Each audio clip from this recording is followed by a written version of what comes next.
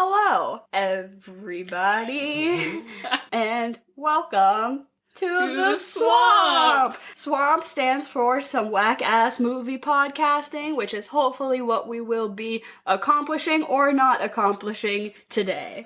Up to you to decide. So each week we are going to pick a movie, watch said movie, and then talk about that movie. Mm-hmm. It might be good and it might not be. We're going to share some hot takes, some cold takes, some lukewarm takes, maybe. Certainly. A wide variety of different temperature takes on different movies. If there's ever any movies that you want us to cover, feel free to direct message us on social media. We can be found both on Instagram and Twitter at The Swamp Pod. So today we will be discussing the 2004 animated film The Incredibles by Pixar Studios, owned by Disney. So we've watched the movie prior to filming this, and now we're going to talk about it a little bit. But to introduce myself, my name is Dara. I have little to no credentials to talk about anything on any sort of platform, yet here I am. And I'm Emily. I also have exactly 0 credentials, but you know what? We're going to give it a shot.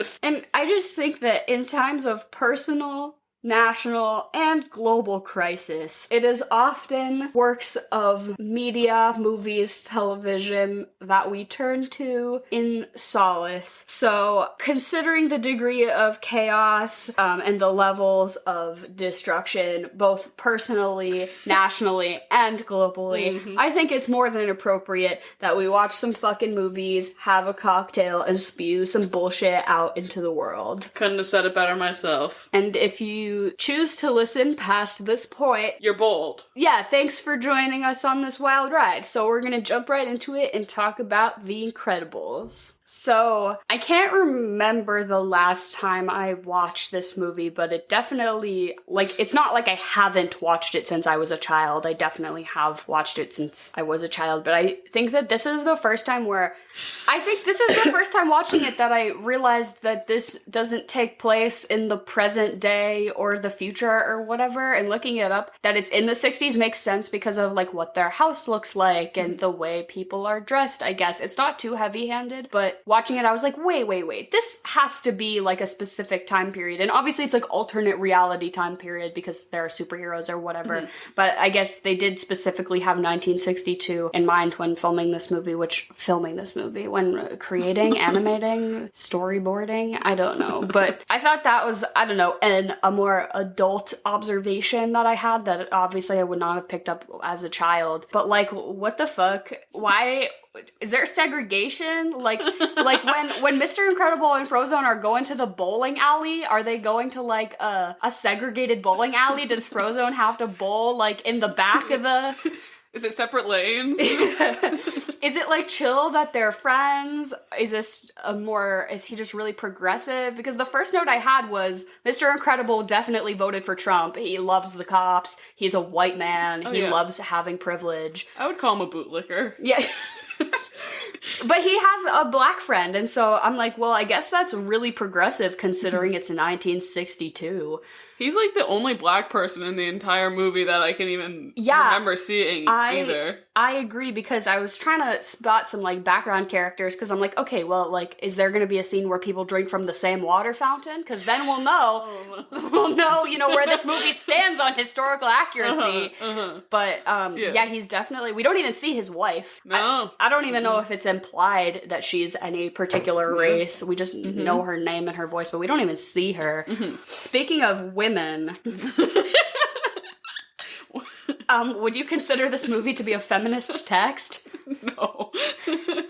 Originally, I would say yes, because Elastigirl slaps, but then my answer was a hard no when their super suits have high heels. Yeah, why is Violet, who can't be more than 13 or 14 years old, in heels? I can't see that being good for crime fighting, but maybe that's just me. I'm not a superhero. I don't want to blame Edna, because she can do no wrong, but come on, girl, let's get some running sneakers. Let's get some nice insoles. I can tell she's for the fashion, which I appreciate. could do a chunky platform at best. You're trying to elevate the look, you know, it doesn't have to be a go-go boot. Put him in some Doc Martens or something. I think Violet's little outfit would really do with some Doc Martens. Yeah, I think Violet that would fit her aesthetic. Yeah. Give her like 3 or 4 years, she's definitely gonna be rocking some Doc Martens. I think this movie is really good representation for preteen girls who liked to wear their hair over their face. Oh yeah. I felt really validated as a child in this movie. I felt seen. Yeah, for sure. They have a bunch of like superheroes in the audience at their wedding, which like leads us to believe that they have a lot of super friends. And then there's that scene where he's like, oh no, everyone I know is dead. We don't keep up with them anymore because the government is oppressing us. Is this movie about oppression? Are they privileged or are they oppressed? What is the stance here? Is there no segregation in this parallel universe?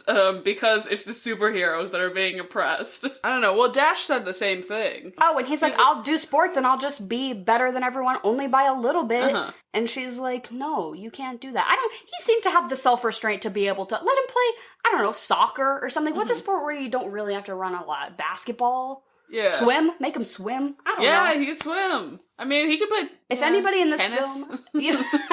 Bowling? Shit. Ice figure skating? Yeah, what sport is going to make Dash have to actually work to be good? Water polo. Yeah. Do they have junior water polo, though? I don't... Probably not. But I think hockey? The real oppressed one here is Dash. And I want to know, like, are they the only born superheroes? Are there other superheroes who have kids? Are there other super kids? I mean, everyone's dead, honestly. Yeah, if all the superheroes are dead and they never bred with each other, would their kids have had superheroes if they had married a non-super person? Like Frozone? Is Frozone's wife a superhero? We don't know, but if they have a baby, is it going to be a super baby? Is it going to be half and half? Is it only going to have a little bit of powers? Like a lame power? What if one of their kids has a superpower and then the other one doesn't? Can you imagine how... Well, because they assume that Jack does not have powers, so maybe it's just a luck of the draw. Were these superheroes born or were they made? Because does Elastigirl have super parents, and do her parents have super parents? And is there a long lineage of super people who have been exclusively breeding with other super people to make super powered people? I want to know why they just figure that Jack doesn't have any superpowers whatsoever. Well, he's literally an infant and they're just like, oh, he doesn't have any superpowers. Like, what, when the other two were born, made them say, like, at a very young age, oh, yes, they have superpowers. Well, and how far behind is Jack for them to assume that they don't have it? I would say that Elastigirl, with her powers... The birthing process was probably so easy. She just opens that cavern right up and the fetus crawls out. And Dash crawled so fast out, they had to catch him. And they're like, oh, super baby, this one's fast. Violet, I don't know, maybe she was invisible, she wasn't there, and they had to crawl, so a doctor had to crawl inside, poke around a little bit, and they're like, oh... We found it, it's just invisible. Are there doctors that specialize in superhero, super pussy OBGYNs? Where do we draw the line here in this fictional universe of what the extent of this super universe is? Because they obviously have special physical needs. If they just go to a regular doctor, they can't help. They don't study that in medical school. Does Elastigirl have bones? That's another great question. I mean... Do her bones stretch? Is she boneless? What if she doesn't have bones? What's keeping her in place? You know what I mean? Is she constantly having to flex as hard as she can to keep herself from not stretching? These are the real questions. She's so tired all the time. And honestly, she doesn't have a job, it seems. It seems that she kind of has a stay-at-home mom thing, which she does have an infant baby and 2 other kids, which kind of makes sense, and I guess it is the 60s. But she shows in the movie that she has the skills of a war pilot, an Air Force pilot. Why is she not a commercial airline pilot? These superheroes seem to have other marketable skills where Mr. Incredible working at an insurance agency, bro, you could probably fuck up a construction site, right? Be your own landscaping company. These superheroes, they're like, oh, we have to be in hiding. That doesn't mean you have to be fucking lame. Exactly. I just want to know where she got her training prior to this and how she knows how to fly jets and planes, because I think it was definitely the Korean War. I think rather than the pretty lame Incredibles sequel that they put out, it should have been a prequel. Yes. I want to know the background. I want to know the backstory. Are these superheroes employed by the military? Is Elastigirl a war criminal? Are they weaponized? Did Mr. Incredible fight in the war? Commit war crimes? Probably. Did they all? Is there a superhero draft for the war? Is that why they are being oppressed by their government? Presently? Is there more of a history to this than we are led to believe? Obviously, these themes are not fit for a kid's movie, but I can't help but ask these questions. As you should. Since it is the 60s, I just had to think that the assassination of JFK could have easily been prevented with the ability of these superheroes. And not only by just these superheroes, but whatever privatized company is in charge of all of the evilness, destruction-y, what have yous. Those guns that shoot the balls that grow and metallic. Yeah. Come on, you're telling me you couldn't have stopped Lee Harvey Oswald with that shit? I mean, just if someone... Okay, because here's the other thing, is not every single superpower or superhero is, like, bound to have a unique power. Like, some of them are bound to, like, double up and have, like, pretty similar powers as well. Why couldn't they have just got someone like Violet who can just throw up a force field in the Secret Service? They wouldn't even need to employ, like, anyone else. Just the one. Do you know how much less money that would cost anyone? And it seems in the beginning of the movie that Mr. Incredible is pretty buddy-buddy with the cops, you know? He's like, oh, hey, it's me again, doing your job for you. And they're like, thanks, pal.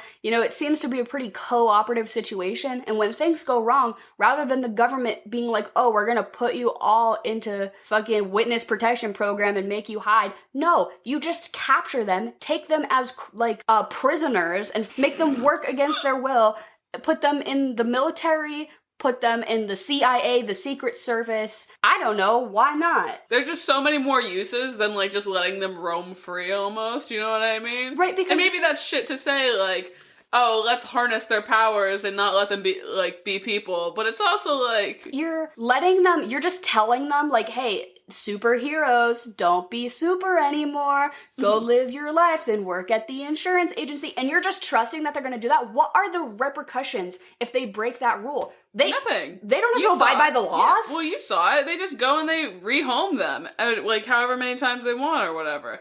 Like, he was, what was it? After Bob threw his boss through, like, 4 walls or something like that, the guy from the agency was sitting there and he's like, we can't keep doing this, Bob. This is, like, the last time we can rehome you or something like that. Like, what happens if they just don't? I mean, you saw, nothing happened. Yeah. They didn't rehome. Mr. Incredible could kill anyone on sight. So, what are the laws here? What are the rules? He said that they could just, like, go and erase memories as well for all the people that were working in the firm when they saw it. So, I mean, movie 2 takes place, what, maybe, like, a couple of years, like, maybe, is it immediately after? Yeah, because it starts with the Underminer. Yeah, the Underminer. And it's, basically immediately after. Honestly, I think that I appreciate that more than a time jump. More than them being like, Violet is a young woman now. Like, that was gonna go so wrong so many ways.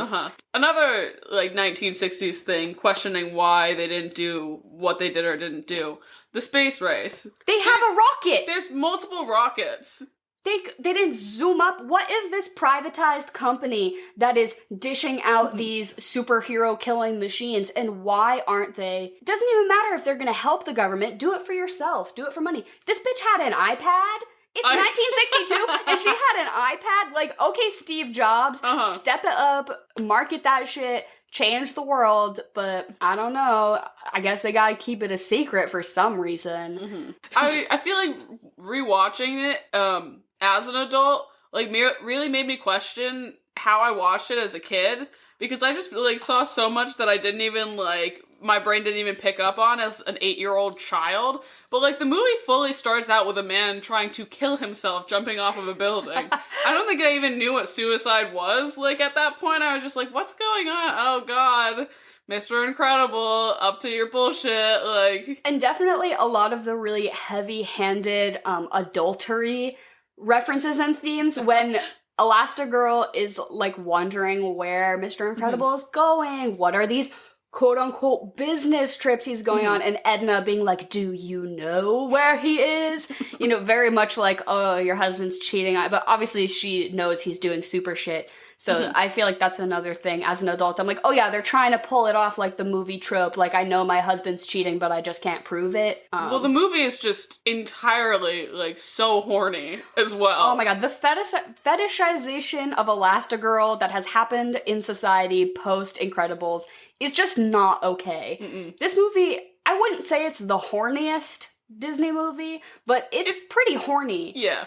I'd rate it like a 6.5 out of 10 on the horny scale. She has no business being that thick, and you know it's by choice. Yeah. Oh, 100%. You saw her flatten to the size of, like, what is it? Like the size of a sheet of paper. Yeah, honestly, which stays pretty inconsistent throughout the movie, how far she can and cannot stretch. That's true. I will note. I would say that this movie is setting very unrealistic body expectations for women. Maybe Elastigirl should kind of make herself look a little bit more normal, so then Violet will have, realistic beauty expectations. You're kind of setting a weird precedent here, Elastigirl. Yeah. Nobody has any business being that thick. The Kardashians don't even do it like that. The Kardashians are often credited with popularizing the fat ass in, beauty standards, but I do think it Elastigirl, Mrs. Incredible. When people call her Mrs. Incredible, that's kind of fucked. Because, she has her own identity. Yeah, she's not just Mr. Incredible's hot wife. She's still Elastigirl. It's not like did she ever actually change her name? She shouldn't have. If she did, that's pretty... Well, they don't call fucking Violet and Dash, like, Boy Incredible and Daughter Incredible. Yeah. They just were named by their parents things that reflected their powers, which I guess was kind of cheesy. When they call him Dashel, what the fuck was that about? I want to know if they knew before they named him if he had powers, or they just decided, you know what? We're gonna go for it. We're just gonna call this kid Dashel. Well, when he zooms out the uterus. Oh yeah, I forgot about that. Of the Elasticavern, he definitely, they're like, shit, well, we're gonna call him Samuel, but we're gonna have to call him Dashel. And I guess Violet is a little more like it. Honestly, if you're in 4th grade and your name is Dash, you're getting bullied. Like, you think? That's probably just a fact. I feel like Dash is Dashel. When the teacher is saying attendance and they're like, Dashel. Yeah. I would bully that kid. Yeah. But Violet, at least that's like a reference to her powers while also still being a pretty normal and legit name. Yeah, it's very subtle. I remember as a kid, I always really liked the little Disney shorts that they would do before Pixar movies. They would have like the little shorts in the theater, and not for this one, but for whatever Pixar movie came out after this one. The little short before was what happened with the babysitter and Jack, and it's all like, him catching on fire and turning into different things or whatever, like the little animated short. So I feel like I liked that one when I was a kid. Gives you a little insight. That poor babysitter. How old could she have been? She was 15, 16 at most. She had braces. Poor girl. And they're pissed that she, like, called a different service or whatever. The fucking house was on fire. I would have ditched. I would have been bye. Fend for yourself, fire baby. Like, how much trauma do you think she has to deal with after the fact? Like, I hope she's got a really good therapist. She should sue. Honestly, all those people that sued the superheroes at the beginning of the movie, they're valid. Not wrong. Valid. Not wrong. Yeah, I stand by them. I mean, what would you do if, you just had your neck broke? I mean, Mr. Incredible fully caused that entire train wreck or something like that. Millions and millions of dollars of property damage were dealt in this movie. If the superheroes are regarded as anything other than domestic terrorists after all of this, genuinely, I don't have anything to say about this alternate reality because the military needs to step in. Oh, 100%. What? I mean, how much of these people's, like, tax dollars are going to repairs? Mr. Incredible, do you pay for DPW? I don't think so. The people who are gonna have to clean up the rubble from your big fight so you could feel like a man again. Also, I just think that if Mr. Incredible had just let Syndrome, as a boy, just blow up, everything would have been fine. this is kind of like a, would you go back in time and kill baby Hitler situation? Do you think maybe if Mr. Incredible had a friend whose superpower was like they could see the future or some shit, and they're like, hey, you should murder that child because things sure are gonna go downhill in the future, do you think he would kill this, 9-year-old boy, or do you think he would just let it slide? Because I guess in the end, the presence of this villain is what brings his family together. But, does Mr. Incredible have the balls to murder a child? Yes, 100%. Oh, really? I don't think he could do it. You don't think so? The bad press. Okay, yeah, that's true. Well, I mean, I don't even know. Okay, first of all, he could certainly spin it and be like, I didn't know he had a bomb on him in like that certain scenario, in that one scenario. If he had to sit down and confront this kid and just like break his neck, probably not. But, I mean, like you saw, like there's like blatant disregard for human life by Mr. Incredible. Like, do you know how many people, like, he kills throughout the movie and just walks on by? Like... Yeah, their necks are broken. And honestly, the guys who are guarding this facility, who seem to be goons, they maybe have a wife and kids. They're just trying to pay the bills and get through the end of the day. And just because, that they are working for an evil corporation, I mean, shit, don't we all work for evil corporations? If Mr. Incredible... That's capitalism, baby. Yeah, Mr. Incredible is just gonna fucking come up and murder anyone who's carrying a gun, but he loves the police. Kind of a double standard, if you ask me. Oh, 100%. Yeah, no, I think, well, because that's the thing.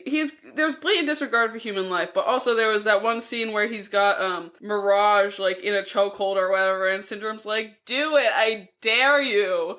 And he's just a pussy about it, and he just lets her go, which, mind you, she has done, like... Actually, did she do any favors for him before that? Not really before, but she certainly does after, and Syndrome is like, yeah, murder this bitch on sight. I don't fucking care. And then afterwards, she obviously helps Mr. Incredible. Why the fuck didn't he take care of her? Like...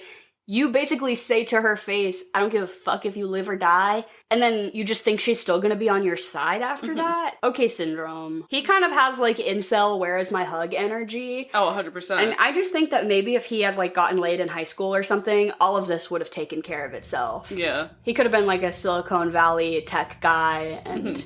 not had all of these ego issues. Yeah, no. He definitely... Did him and Mirage fuck? Definitely not. Yeah.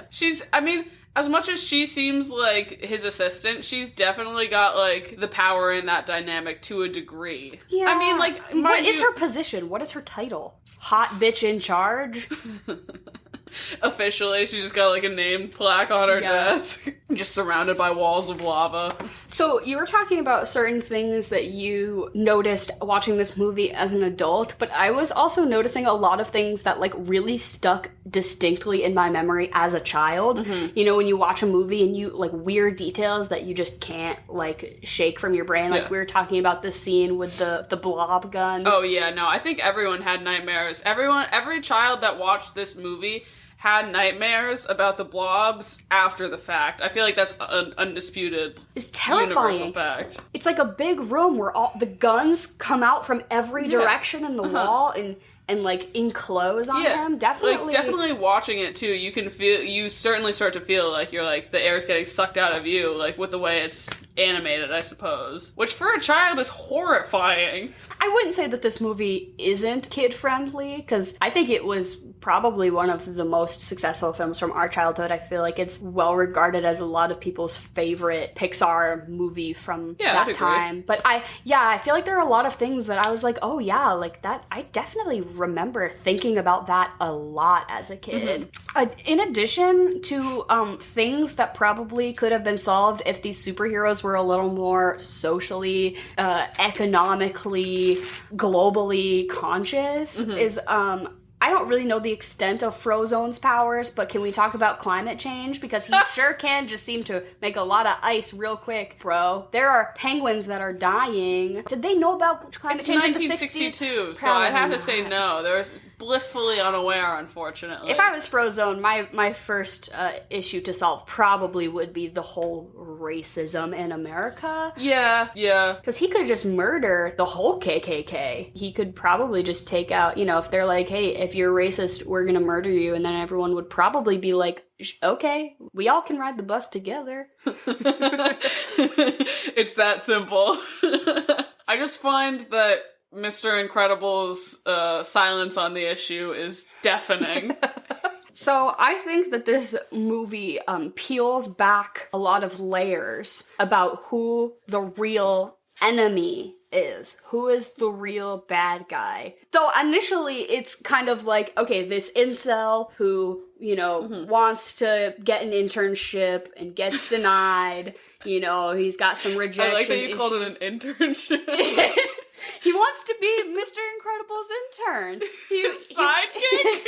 I think he's looking for an unpaid internship, honestly. Do you think that it's really going to help him with his job opportunities? It shows initiative. Absolutely. He's looking to... He's actually just going into the police force. I think if he had provided some technical assistance, Mr. Incredible really could have done some great things, but... He made a terrible first impression, that's for sure. And you can't do that for your internship.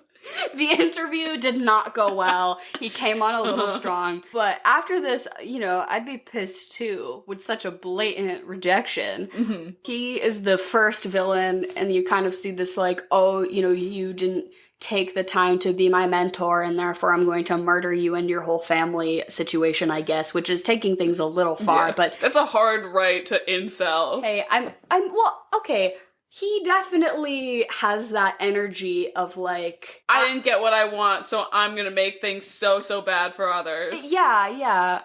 I'm gonna take out my personal grievances on the world. He's like, oh, okay, I didn't get what I wanted when I was 11, so I'm gonna world domination. Mind you, how much of a grudge do you have to hold?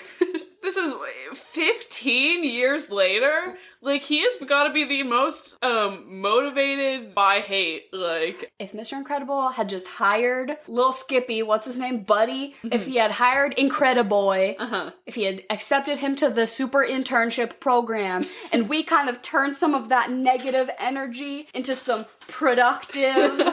He could have been a real, benefit to society. I mean, he made what I can only assume to be millions of dollars selling weapons and tech to probably fund, I don't know, maybe the Vietnam War or something like that. Because, the setup he's got on that island is absurd. He's got an entire island. He's got to be making insane weapons that work incredibly well. Which also, mind you, if these weapons work so well...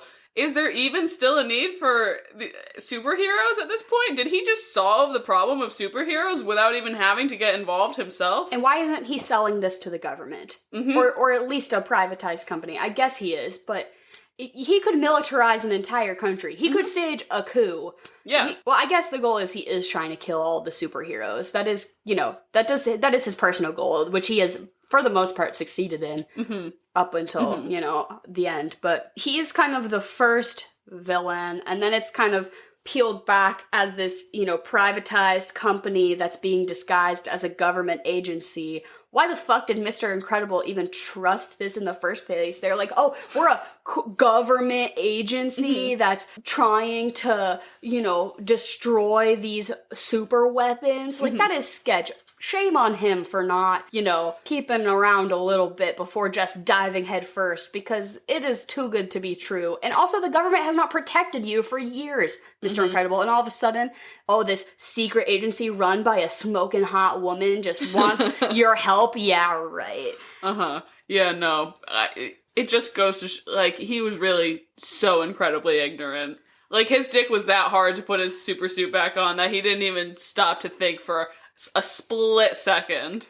Which is his biggest character flaw, as we see. Honestly, if I was Elastigirl, I would have left his ass. He's selfish. He's not thinking about the family. Nope. He could have just been bowling. Just go bowling. You don't need to save a burning building. They look like they live in quite a metropolitan area. You don't think they have a fire department? I mean, from the jump, too, you see that he's selfish in the way that he's literally late for his wedding because he's getting off so much, on just saving, 5 different people, like an hour before he's supposed to get married. Mind you, Elastigirl's doing the same thing, yes, but she can at least be reasonable and reel it in. Like, there are so many other superheroes still at this point that could have been doing the job. But he just refuses and says, no, I have to do it. Like, that's narcissistic. Fuck Mr. Incredible. We do not stand Mr. Incredible in this house. Hashtag nope. Team Elastigirl. Hashtag women girl boss moment. Give her flat shoes. I'm begging for them to just give them a little bit of heel support. Her arches are fucked. I mean, she can shapeshift to whatever she wants, but poor Violet. Violet's 13 running in some heels. Like, her calves are gonna be really toned, though. So, that date she's got with Tony, I think it's gonna go well. That's true. That's a fair point. But in the end, the ever-present villain throughout everything is AI. The machines get too smart and they want control. I think this movie was quite ahead of its time with the AI villain. Honestly, yeah, because what was it? It was released in 2004? Yeah. Yeah, like, that's insane. I mean, I'm sure, like, AI was, like, rocking and rolling back then, but not nearly to the degree that, like, it is today. Like, the whole concept whatsoever. of, machines getting smarter than humans, the humans that built them, I guess that's no new concept, but I think that was kind of the final straw here, where you realize that the villain in the end is the presence of technology. And, these kids on their damn phones. You sure about that? No. I just think they should have stopped the JFK assassination, that's all. Okay, so if you could have a superpower, what superpower would you want to have? I think I'd want to not shapeshift in the way that Elastigirl shapeshifts, but, like, shapeshift into, like, sort of, like, if I wanted to be a pillow, like, just be Or, like, what's her name in X-Men? Mystique. Jennifer Lawrence. Does she do that? Is that her? I mean, she's got blue skin and then she, like, shapeshifts and she looks like Jennifer Lawrence. Oh, so. Yeah. She shapes into different people. Actually, that's probably... Yeah, no, that's a lot more useful than being able to shapeshift into objects. I feel like that'd be pretty cool, though, because... If you could shapeshift into an object, what would the first thing you would shapeshift into be? Oh, God. A gun? No, just kidding. This is like those tests. What is it when you put up a sign? A Rorschach test. It's a Rorschach test. If you shapeshift into a gun, though, do you have the ability to discharge yourself? Do you just kind of do a crunch and that's shoots the gun? I mean, I'd have to assume, but I mean, I'm trying to think. I don't know. What would be something What's a useful? Object? Yeah, a vibrator. A car, maybe. Like, I don't want someone in me like that, though. It wouldn't be someone in you, you'd be the vibrator. I meant the car! Shapeshift into a dildo and just see what happens. No,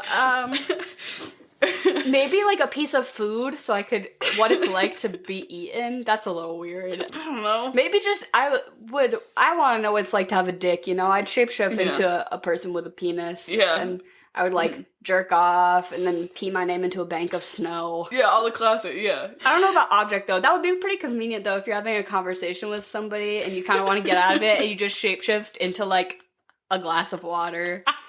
It's a really subtle way of saying I'm done talking to you. Like, you can't continue having a conversation with a glass of water. You're forced to just walk away. Or like a statue. Oh, that'd be fun. You just marbleize yourself. You just scare the fuck out of people. They come up to you, stare at the statue, like, oh my god, what's this about? And you just turn back into yourself. Or what about like an animal? Like, what animal would you want to be able to change into? Oh god. I mean, I guess birds because they can fly. Yeah. But I don't really fuck with birds as a whole. I mean, maybe like a dolphin, so I could do echolocation. Oh, that'd be fun. That'd be neat. For some reason, my head went to bats, but I don't know. Echolocation. Yeah. What would your if you had to choose one then, what would your superpower be? I feel like I would want a power that I could easily disguise as almost like a natural talent, so people wouldn't regard me as being better than them because I have a superpower, but better than them because I'm talented. So I would want like okay. I would want like the ability to like imitate anyone's voice. And then I'd be a really successful, like, cartoon voice actor or something. Oh, that's fun. Or, like, I could do, like, impressions and be a comedian, or work for the CIA, be a spy, and make phone calls and be like, oh, yes, Vladimir Putin, I sound just like your wife right now. Tell me the secrets, you know? So... We could be really good government agents if I'm just shape-shifting and you can, I think we'd have to do, like, not like a buddy cop thing, but like a, you know, partners in crime. Yeah, for sure. But we don't work for the government. We definitely, we're free Freelance, agents. Yeah. But yeah, the government would be our bitch. I could change my voice. I could sing too. I could get a record deal. Yeah, just be Lady Gaga. Whitney. Honest, yeah. I could. You shapeshift into Whitney. I do the voice, and you lip sync to me, and we do a reunion tour. Oh my god, it'd be genius. Or who's the one that respectfully Whitney, of course. Yeah. Who I'm trying to think of who, like, everyone Tupac. Everyone thinks that Tupac isn't really dead. Oh, and yeah. He's like living on an island or something. Dude, and we could literally just like, sell out. Yeah. That'd be shitty though. I bet Tupac has family and they'd be pretty upset about that. But yeah. But we could be regarded as really good impressionists. I mean, know? hey, I'm not there to fight crime. I don't want that smoke. Like, I'll fight personal crime, you know? Yeah. Like, if I have some beef with somebody, like, I'll use my powers to fuck around. Or, like, if somebody comes to me and they're like, you know, my wife has been murdered, help me. And I, for some reason, feel the need to help them, maybe. I don't know. Yeah. It's the what's in it for me.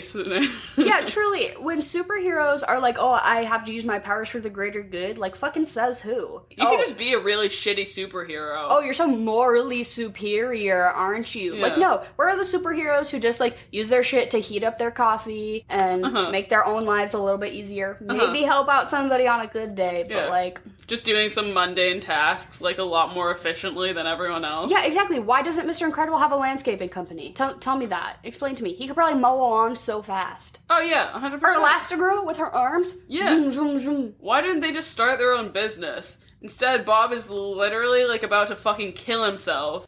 This is a little bit weird because this is both a children's movie and a cartoon.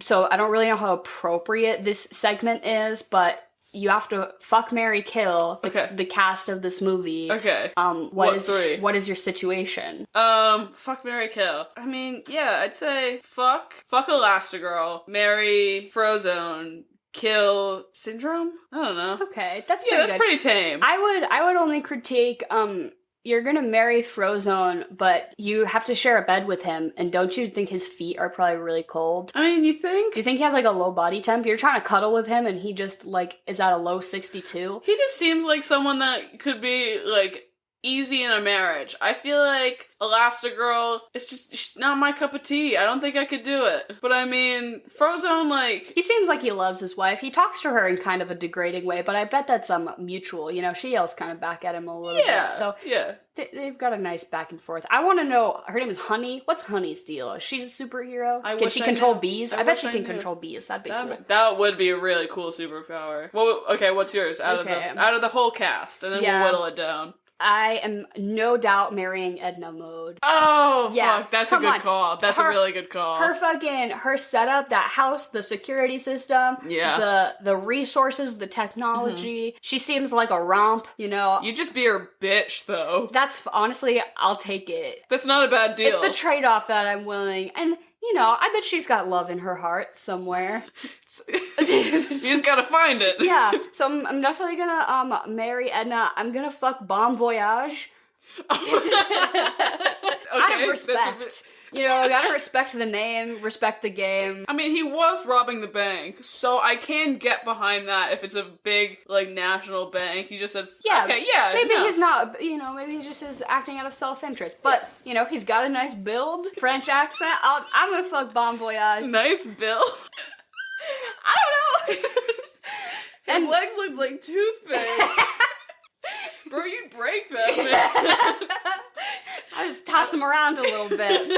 And then, I don't know if this is, like, a cop-out, but the guy who was trying to kill himself in the beginning of the movie, gonna kill him? I'm just gonna kill him because he's so pissed that his life got saved, that he goes through a lawsuit. And if you already want to kill yourself, the last thing in the world you want is to fucking go to court. So I'm gonna kill that guy. He wants it. Yeah, no, that's actually really kind of you. Hold on. Okay, so I've got 3. I've got 2 sets of 3. 2 sets of 3. Oh, I'm free okay. to go through. Okay. Fuck, marry, kill. Frozone, Edna, Mirage. Oh, that's hard because I want to fuck them all. I'm still sticking with that. I'm gonna marry Edna. Uh-huh. I'm gonna fuck Frozone. No, I'm gonna fuck Mirage. Fuck Frozone. I'll kill Frozone. I think I agree with your... Yeah, I'm gonna marry your list Edna. right there. Fuck Mirage. Mirage seems like a pillow princess, though. You know, she's so hot that she's used to not having to work for it. That's true. So yeah. she probably just lays there, but I'll still pick her. Yeah. I still stand by my statement that I think Frozone probably has really cold hands and feet. Do you think his dick is just an icicle? An icicle. Oh. And I just, you know, he's trying to feel you up and his hands are just ice cold, and that's not going to be good for anybody. Fair assessment. Okay, but the other one, and this is just for all of the shitty characters. So it's fuck, marry, kill, Syndrome, Dash's teacher, and then Bob's boss. Oh, okay. I was actually thinking. So you've thought about this? Well, because when we were watching the movie, I was kind of assessing my options here, and not for personal interest, but serving the greater good. I think if Syndrome could just bust a nut, he would maybe stop being such a dick. So if I did, you know, like I said, prior to this movie, if he just had gotten laid, I think he would have just turned to a better life. So I'm gonna fuck Syndrome just to prevent all of this hoopla. I guess I'm gonna I'm actually gonna make my second choice once again, trying to serve the greater good, and I'm gonna marry Dash's teacher. That man seems like he just needs a little love. You know, a nice warm meal to come home to, a wife who loves him. He's a middle school teacher, so his job is probably pretty shitty. So I would hopefully improve that man's life. You know, I think you could with my presence. So I'd pick him, and then I guess fucking insurance. That guy was a piece of shit. He was like, "Oh, you are trying to help people at your job." No, so I'll murder that motherfucker. Yeah, I agree with you on marrying Dash's teacher. Just because, honestly, his anger is entirely justified.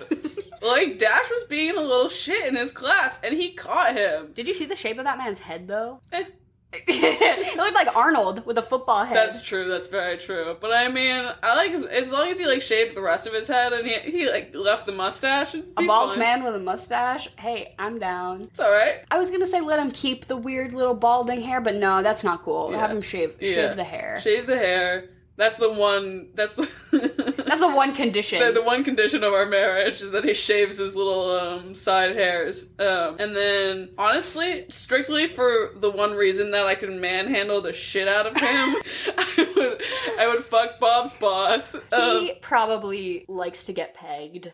Right? I mean, that's even more of a plus. He's like a pent-up businessman. He definitely has that energy of like, I'm the boss at work, but not in the bedroom. Exactly.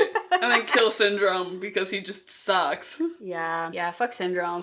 He's got where is my hug energy, and I'm not. I don't like that. That's a whole lot of weakness for like a man that claims to be so powerful. I don't fuck with that. He's mentally weak. It's because he just needs a hug. Maybe. Yeah, you're gonna give it to him? I won't. Yeah, that's true. That's true. That's how you let them win. And so, theoretically, in a world where COVID is not so omnipresent in our lives, and you are hosting an incredible, not themed necessarily, but a shindig, a soiree, a get-together, where you are watching The Incredibles, what is the menu? What's on the menu? Okay, so for us, we went with, what was it? It was, bacon-wrapped scallops and Gruyere prosciutto croissants. Yeah. Like pigs in a blanket, kind of, but fancy as fuck. Yeah, I think the pigs in a blanket is certainly a move. This is a very, like, it kind of tries to be, like, a pretty, like, American, like, 60s, like, you know what I mean? Family-friendly Yeah, family food. Yeah, exactly. So I think the pigs in a blanket really fits that. Pigs in a blanket to whatever extent. Yeah. Like, you could go, like, the full, like, traditional pigs in a blanket, or you could do it, like, Hot dogs fancy. freak me out, so I go with, like, a nice little ham And that's product. a good call. It's my personal preference. That's what we ate, and honestly, I don't think you have to go too thematic with the food here. I think just, like, movie snack food is is good. And then we decided that for a drink, any grenadine-based kind of fruity cocktail. It's a kids movie, so it's light and fun. The only, alcoholic beverage that they really bring up in the movie is a mimosa, but this is not a brunch film. No, not at all. This is not like a Sunday, we're gonna watch a movie and have mimosas. This is not it. I think a Dirty Shirley would certainly fit the bill on this one. Yeah, or like a fruit punch and rum type of situation. Yeah. Nothing too fancy. You're not looking for anything crazy. Yeah, it is a Disney movie. Yeah, a little bit of red in your drink for color and just for the fun of it, you know what I mean? But also, grenadine makes everything easy to drink, and I'm not looking for something, difficult. This isn't like James Bond. We're not drinking martinis.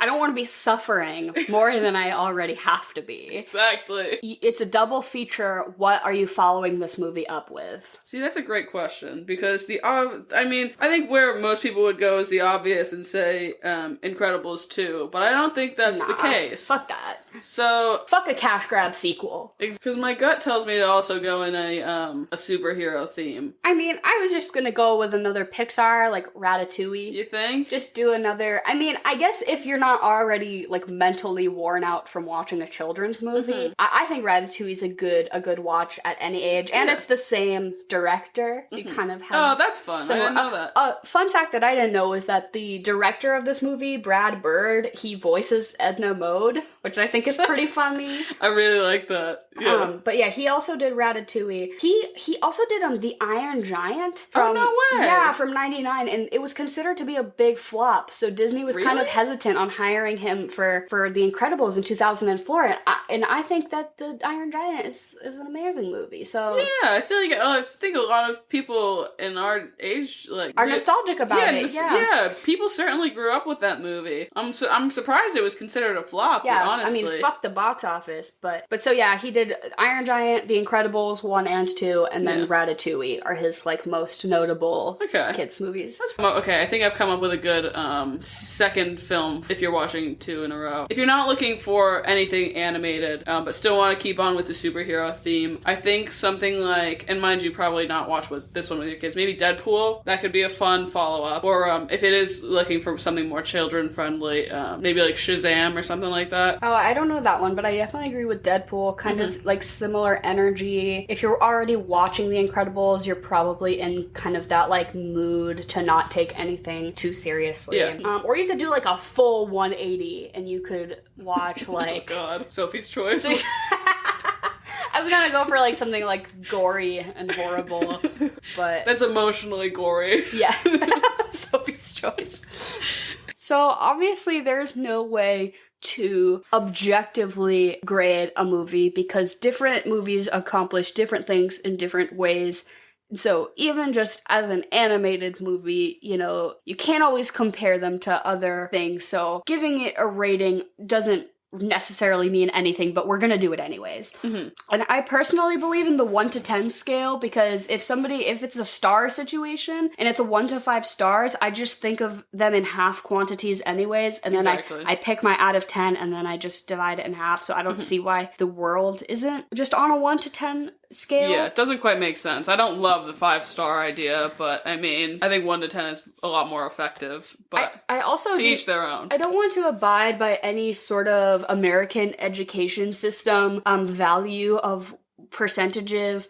If you give a movie a 5 out of 10, that's not a fail. That's just the midpoint. A 0 is the lowest and a 10 is the highest. I feel if you say a movie is a 6 out of 10, that's still pretty good because that's better than average, Exactly. So that's just my stance on it.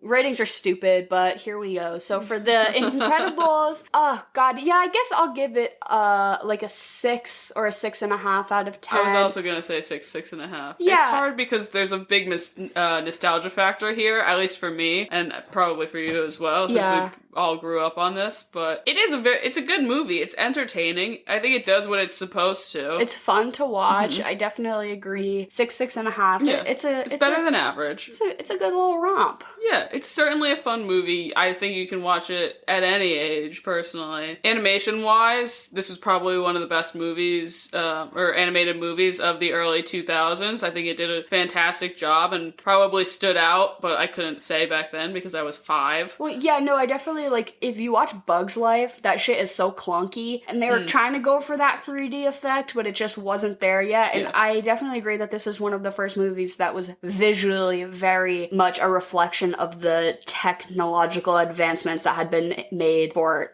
animation, so definitely a pillar of accomplishment for Pixar, and I think they've certainly made better movies and they've made worse movies. Yeah. But I think it's a fun movie. Yeah. So yeah, 6 out of 10. Yeah, it's a staple. It's a classic. All right, so thank you so much for listening. We will hopefully be releasing episodes on a weekly basis. Like I said before, if you have any recommendations or comments, please feel free to follow us on both Twitter and Instagram at The Swamp Podcast. At The Swamp Podcast. At The Swamp Podcast. At The Swamp Podcast.